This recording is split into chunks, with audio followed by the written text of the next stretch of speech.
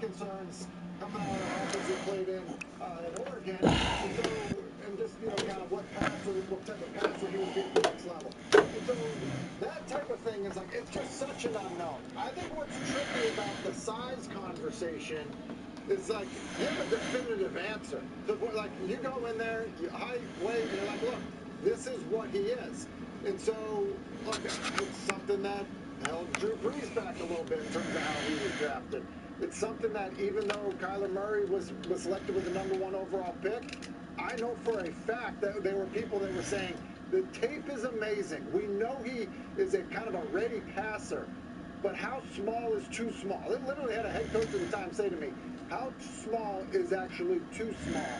And so I think it's just something that, look, I don't think it's going to affect him, but I think it's going to be something that gets beat up a lot by people in terms of really feeling good about it. Dominic, would you stake your career on it, and would you be willing to make that pick? Yeah. I mean, you kind of have to, given what he's shown in college, the talent that he has. It's something that I feel is really tough to pass up on because there's no doubt that he has the ability to be great. If you pass on him and he's great somewhere else, then that's just as much a mark against your resume as if you bring him in. It's probably even worse. So every quarterback, every player has their issues coming in. The thing about size is you can't convince yourself that it's something you can fix. Like, coaches like, yeah, I can coach it out of decision making. Yeah, I can coach that out of it. But you can't coach any more height, and you can't coach any more weight on it. So I think that is a limitation that probably scares off some coaches, but it's also good to know. You can build around it. And I think you can build around a lot of different players in different ways, and you just have to understand that that's a limitation that you're going to have with him, but the upside is incredibly high. Yeah, to Tim's point about it's not going to affect him. Well, it will if he's not the first overall. But, if the Bears decide, actually, you know what, we're just going to move back. And if teams are scared off by it, that does affect him because he won't be drafted where we think he should be. Listen, I cover a lot of teams and watch guys. I don't know personally, if I love a player, I want to go get him. I don't care. I've seen guys that have the perfect height that you think it all makes sense, it all looks pretty. And then something between the ears, it doesn't pan out. I'd rather have a dog. I'd rather have a guy who knows and has the confidence and all the other aspects of his skill set and not be adjusted to it. Look, when push comes to shove, I would not be the least bit surprised if either C.J. Stroud or Will Levis wind up being the first pick in this draft. Meanwhile, as we roll on, a reminder, big Monday women's basketball matchup tonight. Big 12 implications are significant here. Number 19, Texas hosting Baylor. Coverage begins 7 Eastern on ESPN2 and the ESPN app. And then, as we've said, a special edition of First Take is on the way with yesterday's comeback, a turning point for the Lakers.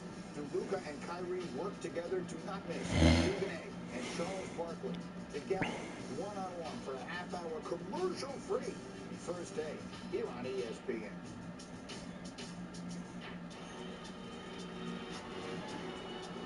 Finding a simple return for free with the help of a TurboTax expert feels pretty good. See if you qualify at TurboTax. Check. I can't believe this is how you kids talk to your friends. This is talking. Did you have a nice day? Look at the size of his butterfly shrimp. Ginormous. Butterfly shrimp? What? Now she's talking. You love the movies. Now, put yourself in the center of the magic. The magical event of a generation is finally here. Today's face. I think we're ready for this. Heck yeah. You train ready for marriage, kids, college, kids moving back in after college. He's ready to cha-cha. Oh, it's Popeyes chicken sandwich. Got some crunchy, juicy, and tasty.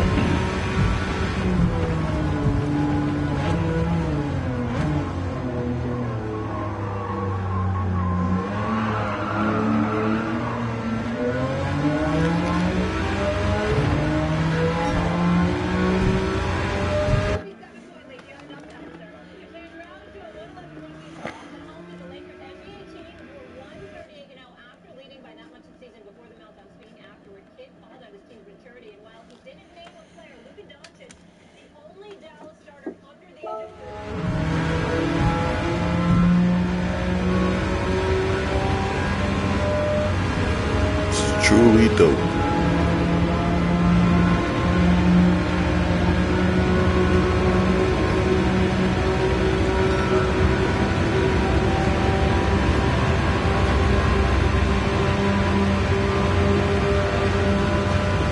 Are you serious? I can't catch this guy?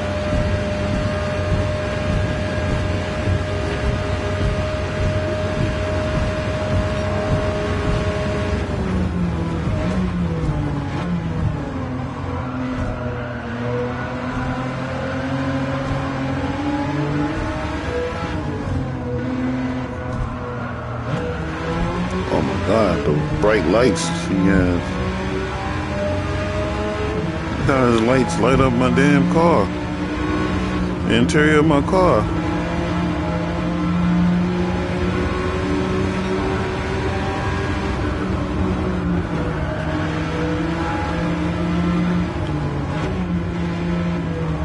The blue in my roll bar popping right now with his bright white lights shining in.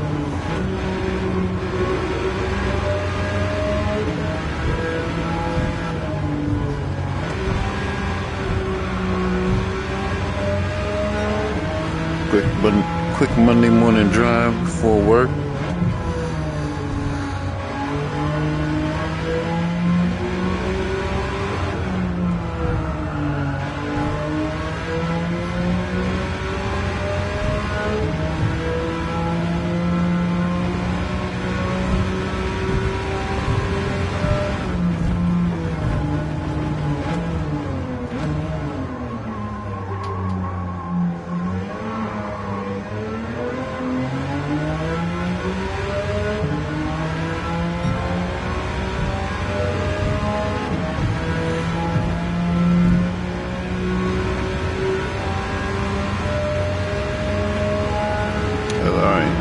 That's dope. I set the play area to be a big square, so I don't see like my hand when I stretch it out like this. If I put my head out like that, that's when I'll see it.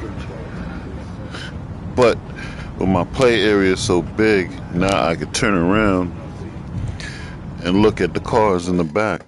Play area so big, now I can turn around and look at the cars in the back. You know, over the next 21 games, why is that so difficult for people to imagine if they're on the court healthy? Excuse me, 15 and 6 is just 9 games above 500. You should be able to do that if you healthy and you LeBron James and Anthony Davis on the basketball court. I don't think it's too much to ask. I don't think it's beyond the pale. And I personally am predicting that the Los Angeles Lakers, again, assuming they're healthy, are going to capture the 6th seed in the West. Yeah, so the Lakers can have a specific target in mind. They already have that they can get.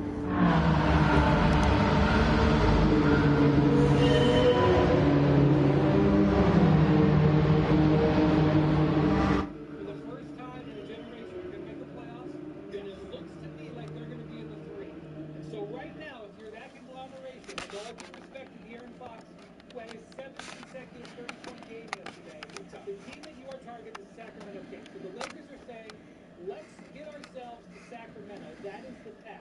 And I agree. I think when their roster is assembled like it is now, they are a top 6 team in the Western Conference. And if they had been structured this way from the start of the season, and I'm not saying that trade was there in October, but if they had gotten to this roster earlier, we would not be talking about them squeezing in above the play-in. We'd be talking about them having home court. That's my belief. But my issue is they have all those teams in front of them, and they have no margin for error. Because of what happened to them and how long it took them to make this trade, and they had to go 50 games with that roster that was extremely poorly constructed, they now have no margin for error. So if LeBron misses 2 or 3 games because his ankle flares up, and I've seen this 2 or 3 times in his career where he has been able to continue to play after a sprain, but then had it, you have to deal with it for 3 or 4 days afterwards. That hurts. If AD goes out with a nagging injury, that hurts. If D'Angelo Russell's injury is, 7 days instead of 4 days, that hurts. So it's there, Stephen A. I agree with you. I'm also not 100% sold they're going to get there because they just can't wiggle at all. They have a real tough game tomorrow in Memphis. That's going to be hard for them to come back off of this one. So, well, it's going to be high drama, and LeBron knows it, and LeBron said it, and LeBron's trying to back it up. All right, gentlemen. Yes, we have a healthy respect for LeBron James and Anthony Davis. However, this is where I want to slow our roll a little bit. Was yesterday a turning point? I don't necessarily think that. Yesterday was a step in the right direction because this team knows that the next 21 games are particularly urgent in terms of their postseason hopes. They have 9 games on the road to go. They've got 12 games at home. They've got one back-to-back in there. I believe it's Houston and New Orleans. But other than that, they've got one day in between. Health is not a given, as you mentioned, Stephen A. But I also think when you look at the standings, there are no teams outside of maybe Utah, I can't figure out what they're doing just yet, that are just going to slide. Everybody is going back to winning. And I think the overthink does come from this point. It's just a little bit too deep for this team. Wow. Ooh, look at that. Ooh.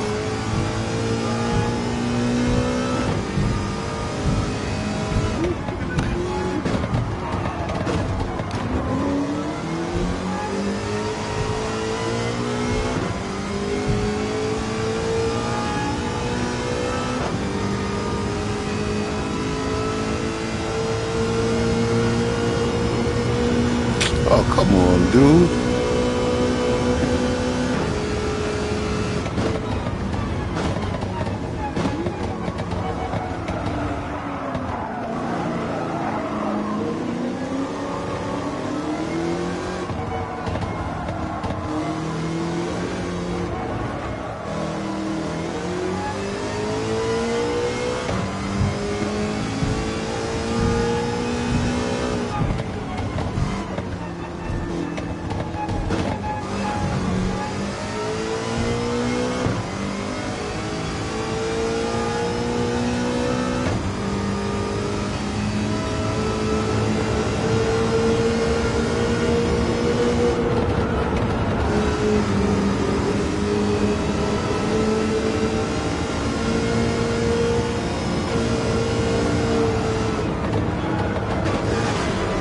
Alright. Sliding. No power.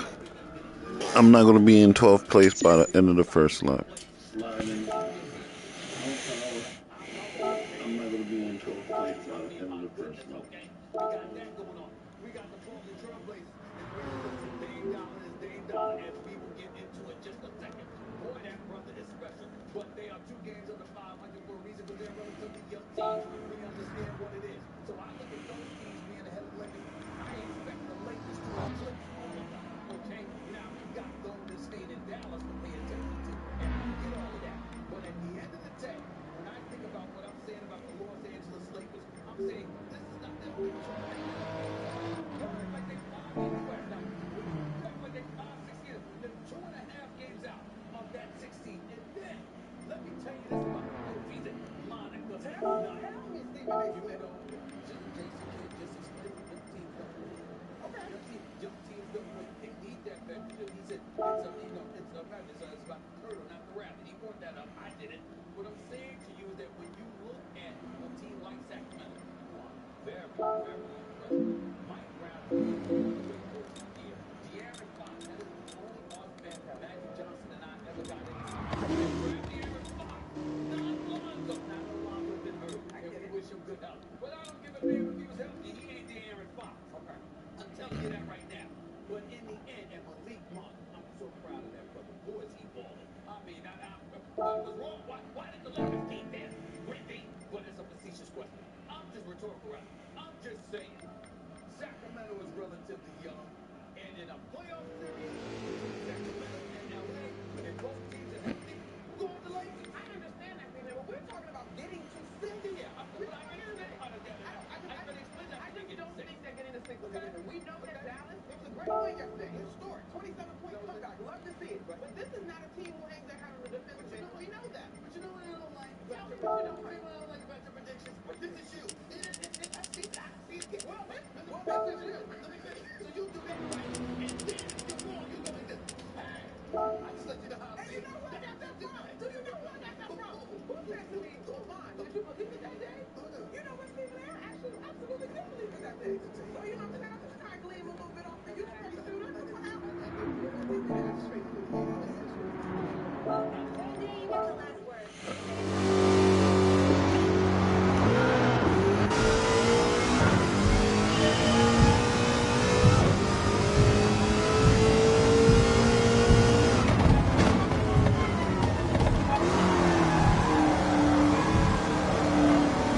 It's the only bad thing. The tires suck.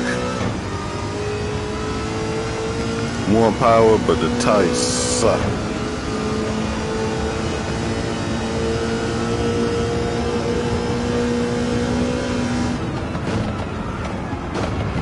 See what I mean? See what I mean? Tires suck.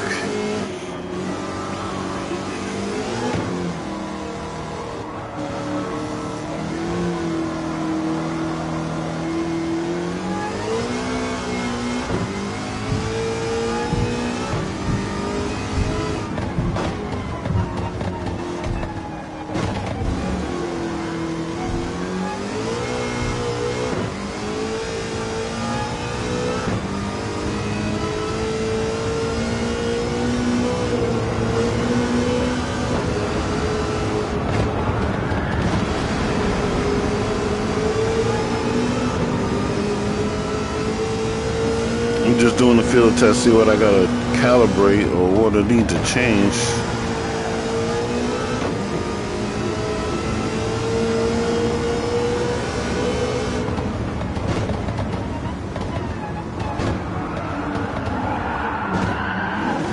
Damn.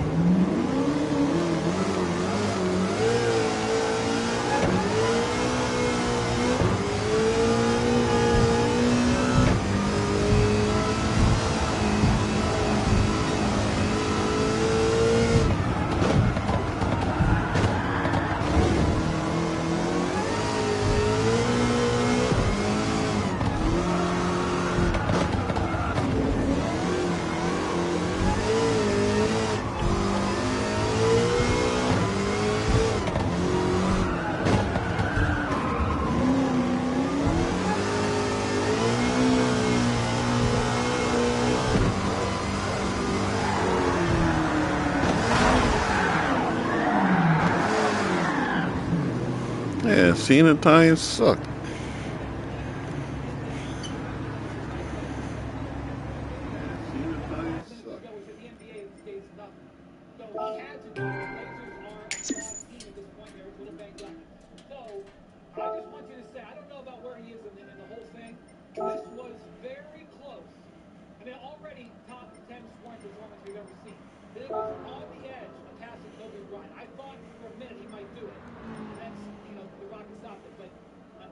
He gets slept on because he plays on the West Coast in a team that's not on national TV. It's kind of silly. Good question. Number one,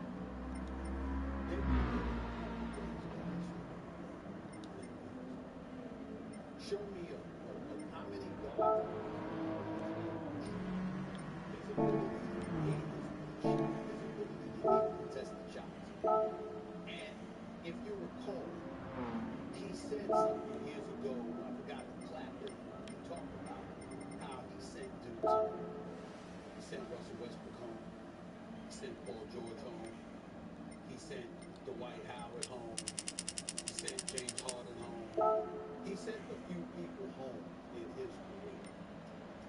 The hindrance to his popularity, per se, is one thing and one thing only.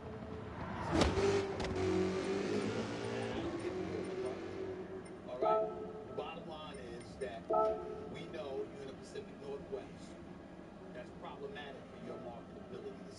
Now, some would argue, Zaja like in the great Aaron Goodwin and others, endorsement deals out of the wazoo and all of this other stuff. No, his marketability isn't being hurt at all. The brother's made over $500 million in contracts in his career. Doesn't know when he's making money now. I can say that I've always had, I have a long and lengthy relationship with Dame. I got a lot of love for him.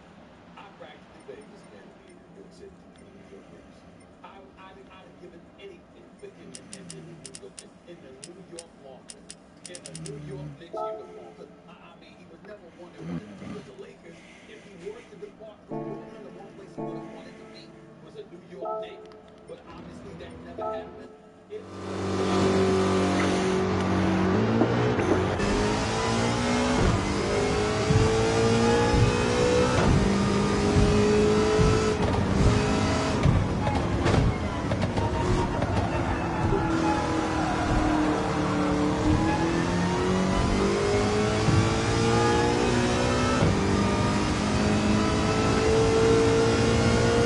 It's like 600 on the dot.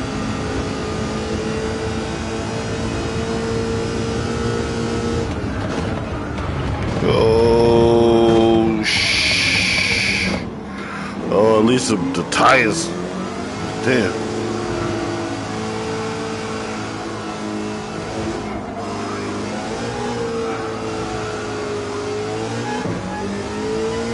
The power's there.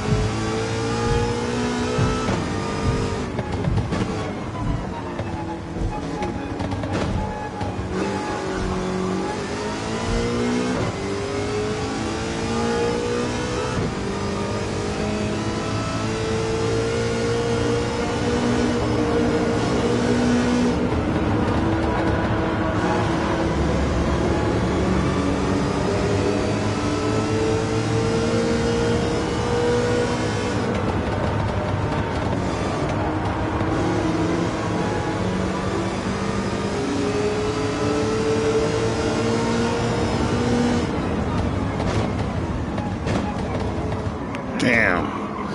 You gotta start breaking from long. Some.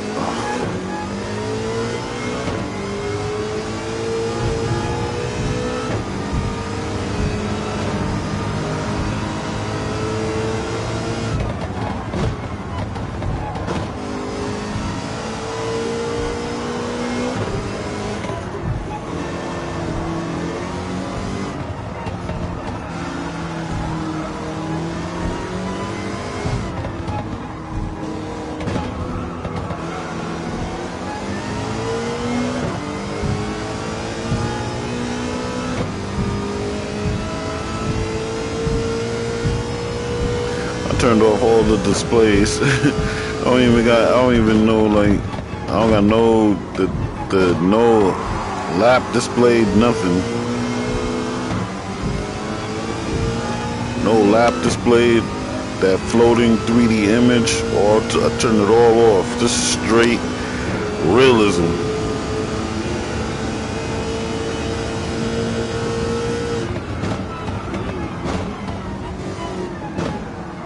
No driver names, no nothing.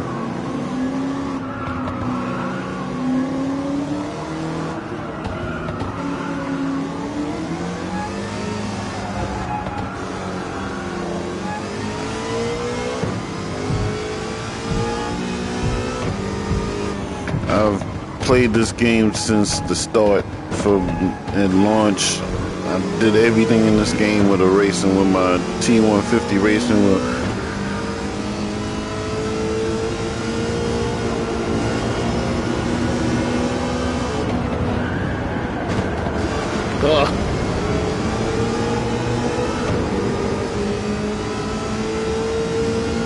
That's why when they said that this game was going to be released full, no like special VR mode, this whole entire game in VR, I was like, holy crap. I want to replay this whole game over again in VR, but to do those licenses and all that stuff again, nah. I'll just keep it where it is and just enjoy the game, post-game, everything. There is a couple of races I can go back in the championship run to get better times, and other than that, now, man, I'm just enjoying this game in the VR.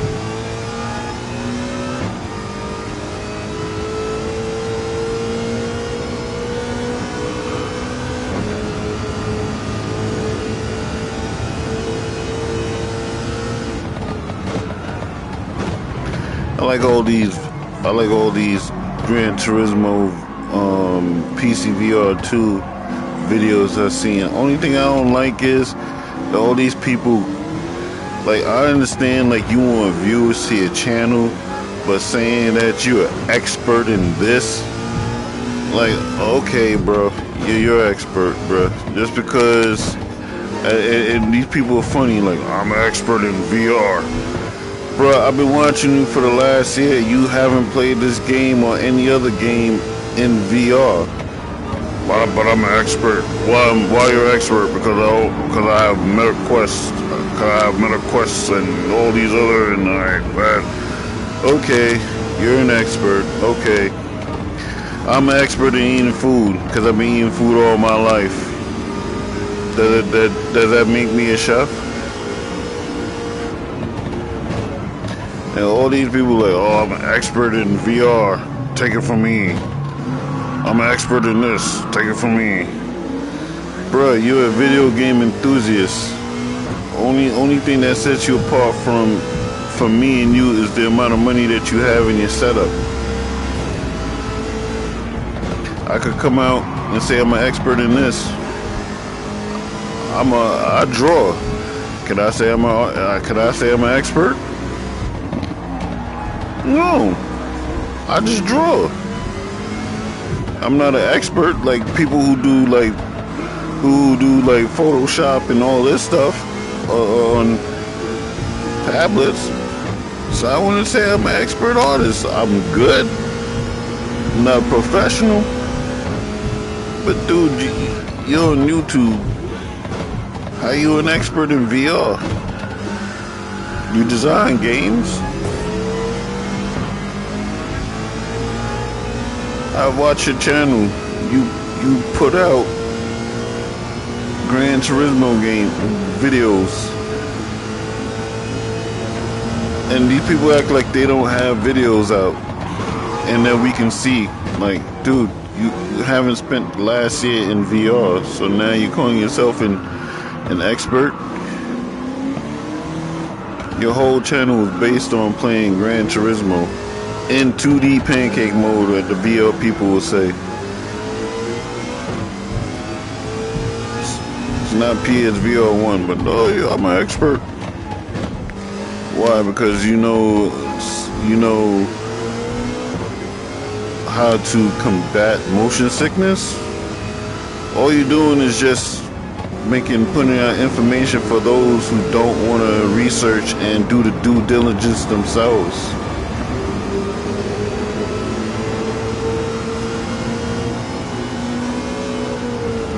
That's all YouTube is. YouTube is a shortcut for those who don't want to do due diligence.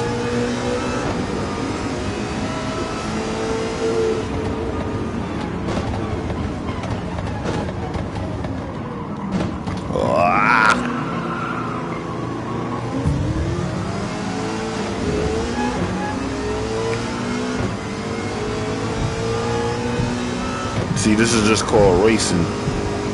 Just having fun. I don't care if I mess up. I'm not trying to put on a show. Having fun.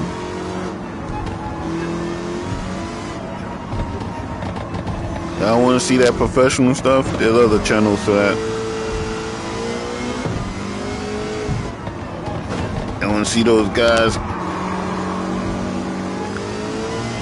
There's plenty of channels of people doing that professional.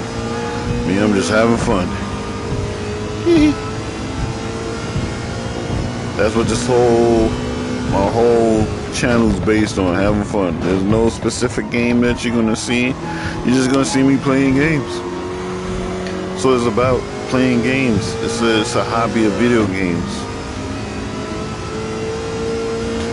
Last week was a killer week for me, waiting for this damn device to come. I felt like a kid back in the days and stuff, waiting for like that new console. Like, Jesus, when is it gonna come, man? When's it gonna come? And then, like, when it finally arrived, it was like 30 minutes before I had to, like, 40 minutes before I had to leave and go to work. So I jumped into this game. This is the first game I play. I set up the headset. This is the first game I wanted to play. And it was everything I expected it to be. I wrote on Twitter, I said, I just want to get in my Skyline, and that's exactly what I did. Went to Tokyo Expressway, jumped in my Nissan Skyline, raced, did everything I wanted, I expected to see, came true on that day. I was able to turn my head like this, look at other drivers and check out their car. Got the feeling of let's go in the pit.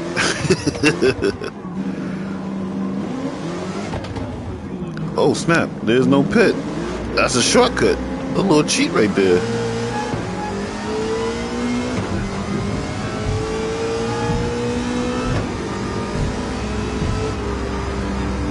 Jumped in the car. Been enjoying it ever since. I'll tell you this though, this game you'll see some amazing shit.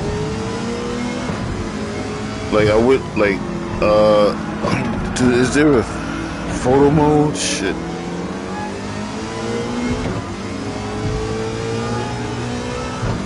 That Honda 65 on this course, like the Honda 65, how low it is. When you race on this course, you see the height of the buildings, and like, you sit so low, you looking up like, damn.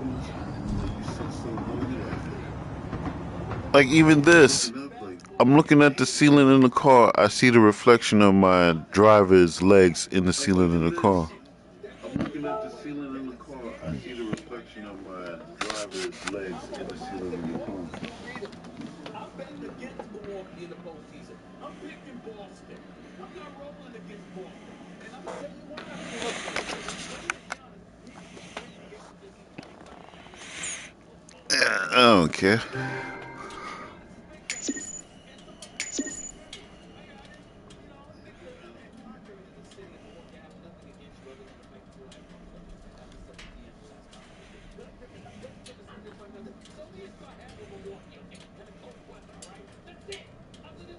What time is it? Yeah, 10:30. Shit.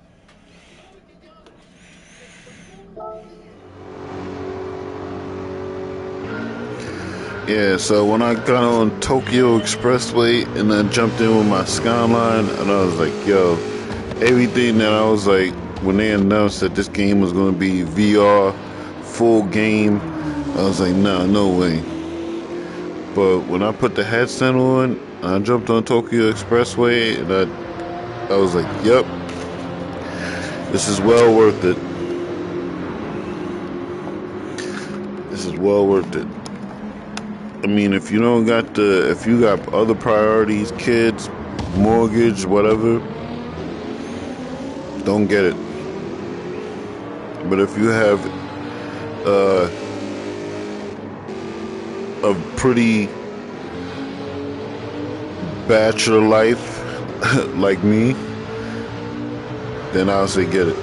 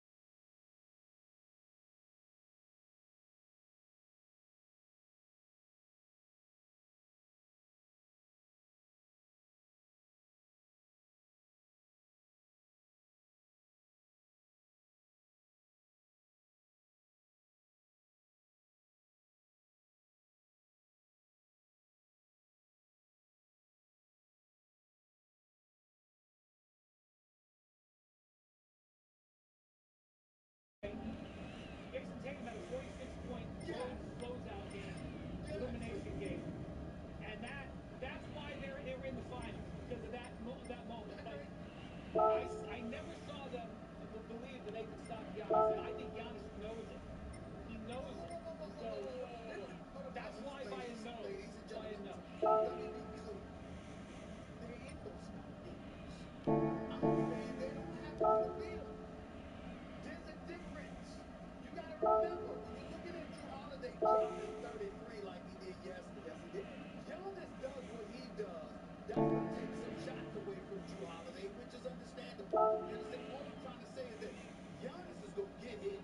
You're not stopping Giannis. What I'm saying is not, I don't believe it's going to be enough if Tatum and Brown bring you what they're capable of bringing you. I am in no way saying that they're going to put Tatum on Giannis and Brown on Tatum. I'm saying I don't give a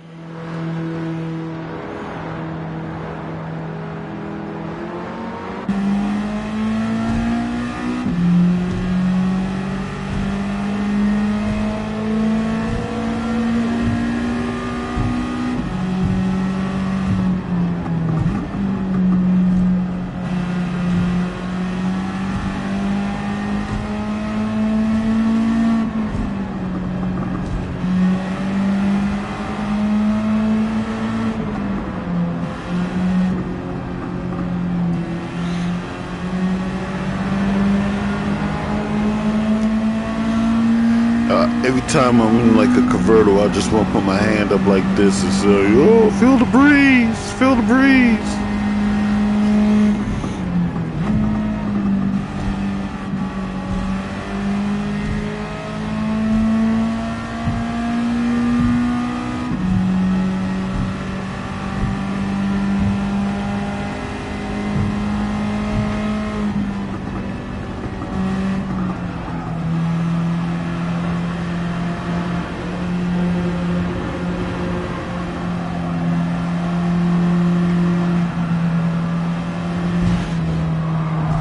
Ah.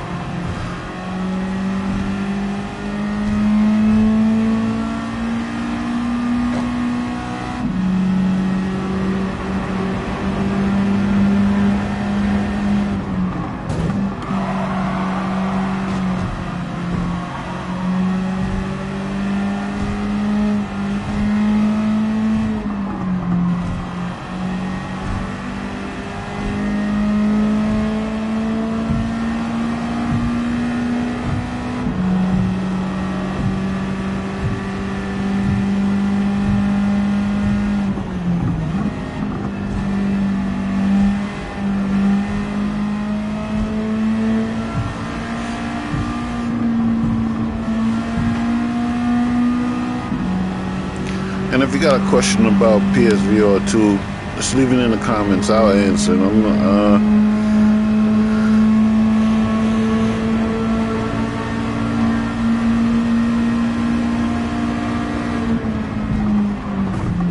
come on, buddy. Get that shit out the way.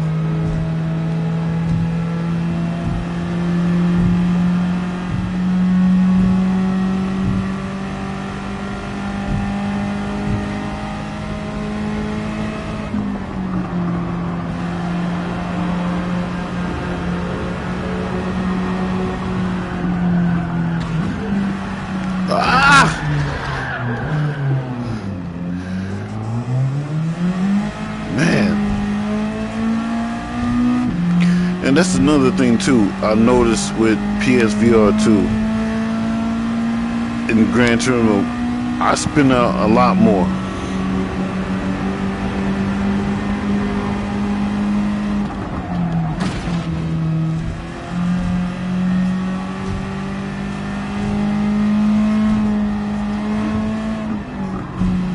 I don't know what lap it is, but I gotta catch him. Last lap? Oh, he did a dirty ass move on the last lap.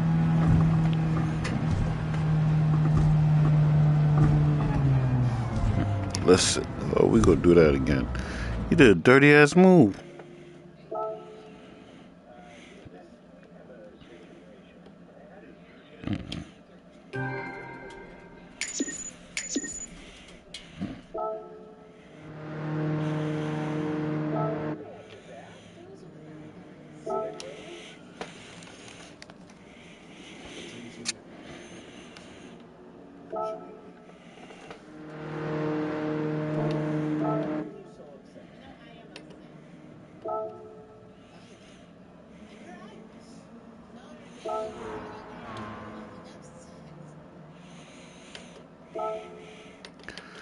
And we are racing on hard.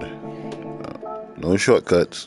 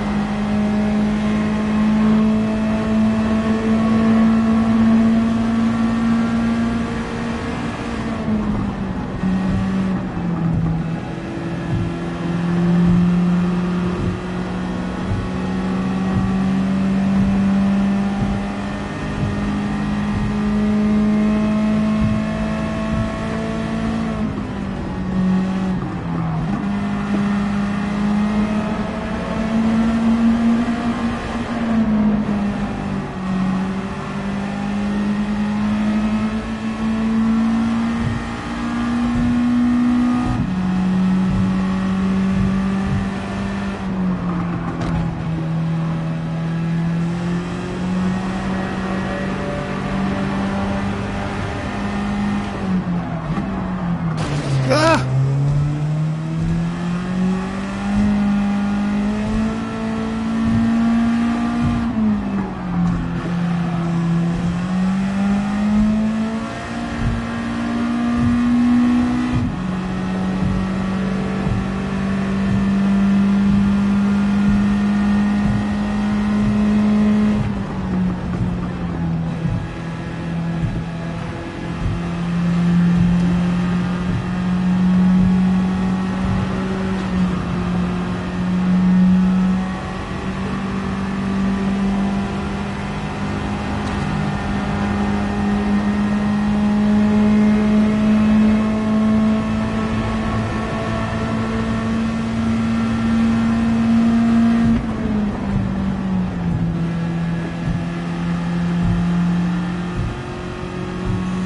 If PlayStation continues to make the VR headset,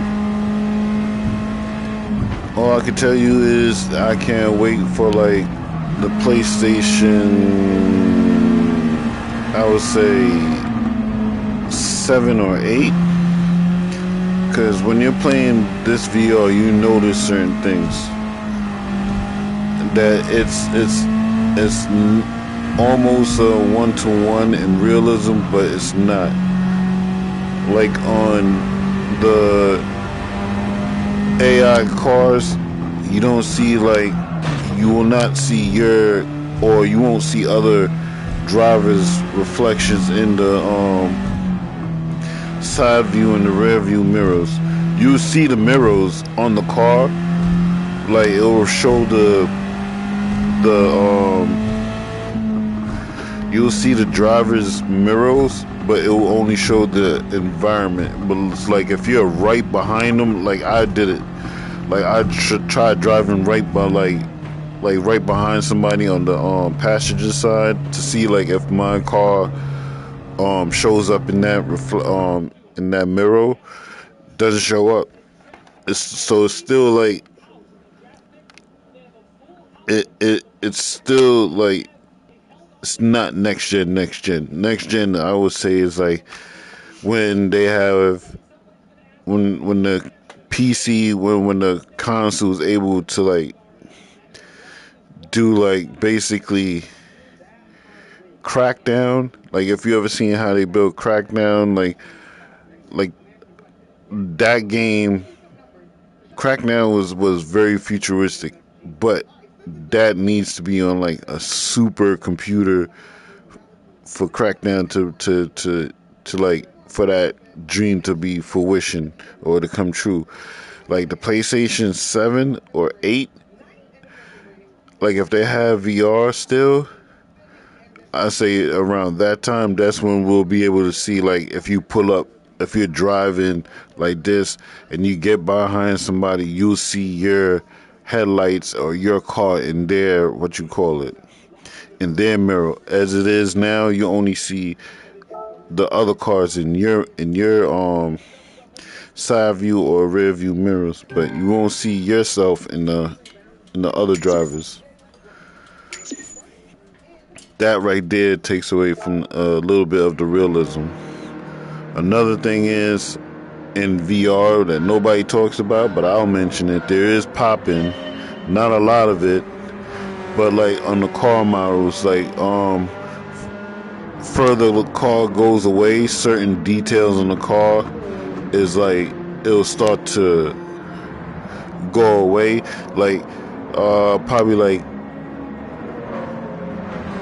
50 to 60 feet away. Like if you're driving, you're far away from them, you'll see like the spoiler will disappear, and then the closer you get, the spoiler will come back. Like PlayStation VR, I would say it's PlayStation 7 or 8. If the VR is still popular, it's still ongoing, there's gonna be none of that popping. Like, to me, I know what Sony's doing. Like whatever they like, what they you see like the leap, what they did with PSVR1, how the number one complaint was too many wires, all that setup, and that's true. I hated that shit. My nephew had it. I set it up. It was crap. I played Astrobot, was dope though, but to do all of that to use a VR headset was too much. This is a simple plug and play. Simple as that. Just plug it in, go through like not even like 10 minutes. Within 5 minutes I was playing. I was in GT7. So I already know what Sony's going to be doing for the next headset.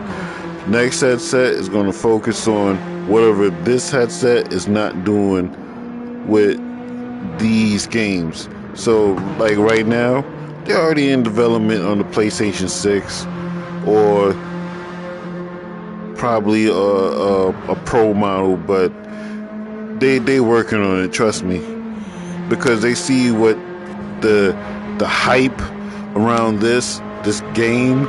It is truly the killer game. I don't care what nobody says. It's not Horizon Call of the Mountain. It's the reason why when they announced that GT7 was going to come to PSVR2 in the full thing, and when they was on that stage and they announced it, there's a reason why. Because that dude,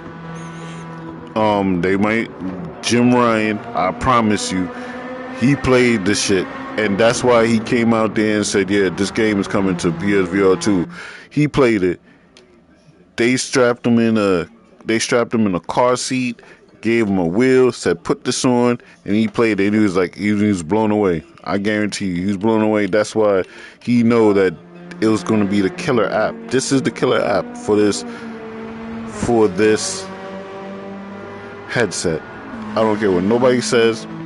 If you own GT7 and you had a racing wheel and a rig like me, this is just another evolution to that. Because if you already own a racing wheel and a rig, you already know how much it costs. You know it's money. So this headset is just an evolution to like somebody who has a racing wheel and a rig and GT7. This is just another step up for them. Everybody's coming into it. They seeing the price and they looking at it like, damn, this is expensive for me to get a PS5 and then get the headset and then get GT7 and a wheel. You're looking at, depending on the wheel, because the wheels go from like, I would say $250, because there's a Logitech wheel right now, and it went down in price. because when I had 2 years ago when I got my PlayStation, when I was getting ready for GT7, I was looking at wheels. That wheel was like around like 3 and change, and it went down now to like 200. So it's like 250 up to like $1,200 for wheels. Yes, $1,200 for wheels. That's the Fanatec direct drive wheels. So, because wheels go from 4-speed back. This is just a 4-speed back belt wheel. Like you'll feel like the motor. It has motors in it, like gears. So you'll feel it. And then the more you go up in price in racing wheels, the less and the best wheel you can get is a direct drive wheel. Right now, Fanatec is like one of the companies, but there's more companies making direct drive wheels. But Fanatec is the best, and plus they're all over this. They sponsored and branded, like they're in Assetto Corsa. But yeah, so with the PS5, the headset, a racer wheel, and a rig, is you gonna spend like I would say over $2,000, and that's real. But in the grand scheme, when you look at it, that's $2,000, and look at how many items you're getting, opposed to spending $1,500 for a virtual reality headset, and you only get one item, that headset. And then not to say you have to go and now get a computer if it's not a headset that's independent. You have to go get a computer, and building a PC is not cheap, because I'm trying to build one right now. Building a PC is not cheap. Then you gotta get a rig, then all this other stuff, and that's more expensive. The like what PlayStation is doing is this is totally affordable. People see the 550 and be like, $500 for a VR headset, and then you gotta get a place. But all right, look at the high end option. Spend $1,500 for one headset, and then build like a $3,000 to $5,000 PC to handle it, to handle the games, because it's not and a video card costs like a thousand. Nobody talks about that. They say, "Oh, PSVR2 is expensive," but you got graphics cards that cost over $1,000. Make it make sense. So to me, it's worth it. This headset is worth it, but only get it if it's not going to hurt your pockets, and you're serious about sim racing. Just don't buy this headset and say, okay, because it's very true. Sim racing is very addictive, because you're gonna see. It's like it's so fun. It's exhilarating. It's like very expensive, very expensive. In these metal rigs and stuff, I ain't build like one of those cockpits and stuff. I got a simple office chair, a nice fold up rig, so I could fold it up, throw it underneath a bed, or throw it in the closet, throw it in the attic, throw it in the garage. But there's some rigs, unless you got a house, but I'm a single person, so I got this fold up one. But if you got a house and you buy those, you gotta find a place to put that rig, wires. I'm telling you this right now. Before you go down that rabbit hole of, oh, I want to get PSVR2 and GT7 and do, it's money. It's a lot of equipment. You're going to have fun, but just think about those two things. The cost and the space. Do I have the space to put this stuff? And do I have the money to get the setup that I want? Me, this setup that I have is perfect for me. I don't mind it. I don't need no aluminum rig with a TV in front of me. And well, I do need a better wheel. But 2-3 years down the line, if the Fanatec, if they come down in price with a direct wheel, I don't think so. I'll probably upgrade to a direct drive wheel. But other than that, nah. I stay to around the three to $400 range for a racing wheel. That's it. Other than that, but if you're thinking about getting the PSVR2, I would just say do it if you already have a wheel, a racing wheel and a rig and a PS5 and GT7. If you don't have a racing wheel, a rig, but if you have PS5 and GT7, I would still say it's a toss up. But if you get a racing wheel, you're gonna get a rig, because I did the whole thing at the desk, bolted to the desk. It's not fun because you're gonna move your desk, because when you're doing stuff like this and hitting these turns, and you're gonna be throwing your desk is gonna be shaking and stuff like that. You're gonna get a rig, because the rig is, trust me. So be warned. That's all I'm saying. This is a very expensive thing, because right now, if I do the total of, I got 2 racing wheels, one for the Xbox, one for the PlayStation, similar rigs, similar stands, I spent some money. That's all I can tell you. It's not cheap.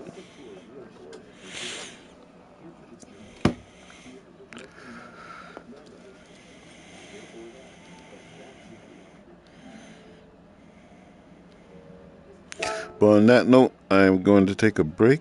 I have to do some things. Come back, probably do After the Fall and Star Wars. I'm not turning off my headset because I don't want to stop this. I don't want to erase this play area. This play area is very big that I've set up.